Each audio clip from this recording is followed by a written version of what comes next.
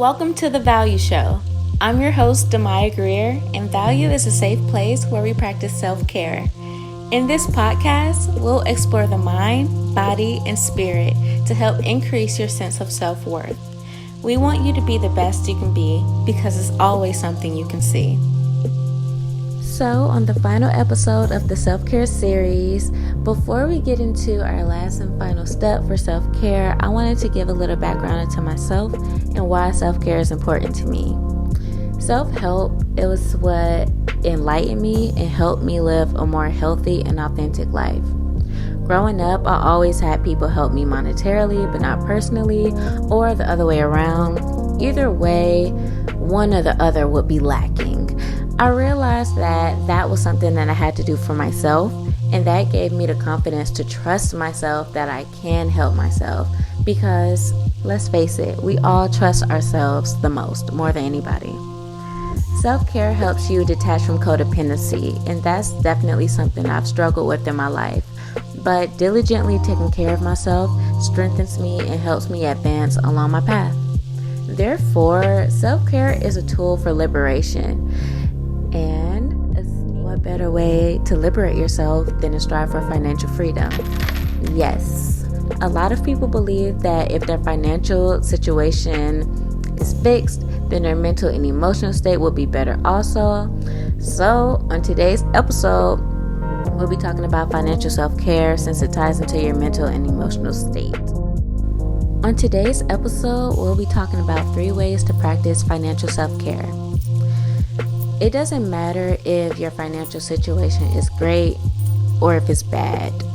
Either way, anxiety, stress, and frustration can stem from finances when it comes to spending, a lack of awareness of where money is coming and going, how you're going to get the money, when you're going to get the money, how the money is stressing you out, how the money is we know how it goes, okay?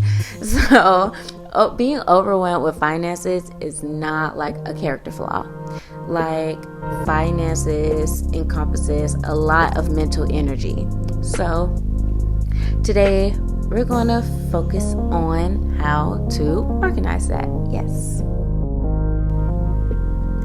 Self-care is so important because it helps us change our perspective on how we look at the world and how we tackle things that are seemingly annoying and stressful.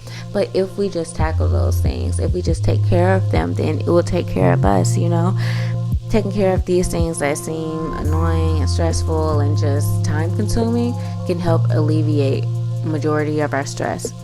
And there's so much information out there about budgeting, finances, etc., but it's like rule 1, rule 2, rule 3, and it's really rigid, and no one is really talking about how we feel emotionally attached to money and our beliefs around it. And I'm sure, as we do on this podcast, focus our time and energy around various forms of self-care, but no one is really talking about how our financial health is equally as important as your mind, your body, and your spirit. The first thing we can do is write down all the ways money makes us feel. What are the first things that pop into your mind when it comes to money? That's so important. It's so important to focus on how you feel about money, because what I've discovered from my life is when I feel out of alignment with my relationship to money, it's because I'm focusing more on resourcing my short-term goals than my long-term goals. And applying that self-care mindset of knowing that my future self deserves financial wellness can help on the days when my discipline is running low. I believe that self-discipline and personal motivation can get you ahead financially. So just ask yourself, are you focusing on short-term gain or long-term results? Focusing on short-term fixes is a habit that feeds on lack. And it's hard to be in the vibration of receiving when you're in the vibration of lack, because you're not opening yourself to receive the flow of anything. Nothing can flow to you. You can't, we're going to use this analogy. You can't expect someone to put money in your hand with your fist balled up. You got to open your hand. And not even saying that you have to ask people for money. No, it's just an analogy to say you have to open up. You have to be receptive. You have to believe that money is flowing to you always. Money is coming to you always. Money is with you always. Even when it's not there, trust me, it works. Another way to check in on your relationship with money is by trying to pinpoint and evaluate whether your purchases are a want or a need. And for me, that's so freaking hard because I'm so dramatic and everything is a need. But, you just got to get in a clear mind state of like, where am I trying to go? What are my goals? And really get serious about them. And I think like the more like seriousness and passion that you have for your goals is going to contribute to how these steps work out for you and how you're really going to like pinpoint what you can sacrifice or what you can keep around, and focusing on what experiences and moods trigger certain buying behaviors is equally as important, because another thing for me personally is I'll get really lazy and not feeling like cooking when I have food to cook, and I would just buy food out, eat out, and I'm like, that money could have like went somewhere else, like after the food is digested, of course, I'm like, dang, did I really have to spend like $20 on chicken wings for Uber Eats? Oh man, that gets me. But it's all good once you really just hone that in and say, okay, this is really not as important as where I'm trying to be, then it's gonna work. One of my favorite health and wellness lines is, does what I'm about to eat get me closer or further away from my health and fitness goals? And I try to apply that to my expenses and ask, does what I'm about to buy get me closer or further away from my financial goals? And adopting that kind of mindset made it easier to chip away at paying down debt and bumping up my savings. So you got to look out for your future self and think about what your future self wants, what your future self needs, and where your future self is, like who they are. You're feeding your future self today. Today, you're cultivating that person. You're making that person. So the second way we can help financially improve by using self-care is visualizing powerful money moments.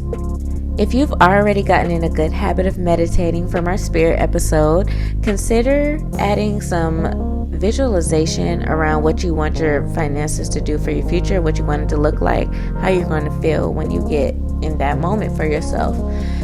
Using a vision board is really effective, and you can just sit in meditation with your eyes closed and visualize it that way. Both are equally as effective. Doing them both is even more powerful. So tip your meditation can be whatever you want it to be, whatever you like your financial situation to be like. You can visualize it. If you can visualize it, you can achieve it. Also, like if you're like meditating, you can do like money mantras and like chants and talk about how you want your financial situation to unfold. It can be as simple as, I am capable of earning more money. I deserve to earn more money. I attract money. Money flows to me freely. Or I am good at saving money for experiences and investments that are important to me and my family. I invest wisely. The point of these mantras is to give you something to focus on and spend a few minutes visualizing how you want these financial habits to develop. So run these things through your head. Focus on what money, mindfulness, and financial stability means to you. That often looks like a vision of a girl standing on an island or going shopping or anything, whatever it can be to you, you can achieve it. If you can visualize it, you can achieve it. And that's a fact. That's a fact. That's a fact. And these mantras and visualization exercises are helpful because they give your mind a state of the possible to connect to and remind you that your best financial behavior can look like when you really focus on it. And last but not least, our final self-care tip for taking care of yourself financially is my favorite. It's budgeting for self-care. money is a resource, and sometimes it can be used to trade for other resources you lack, like time or energy.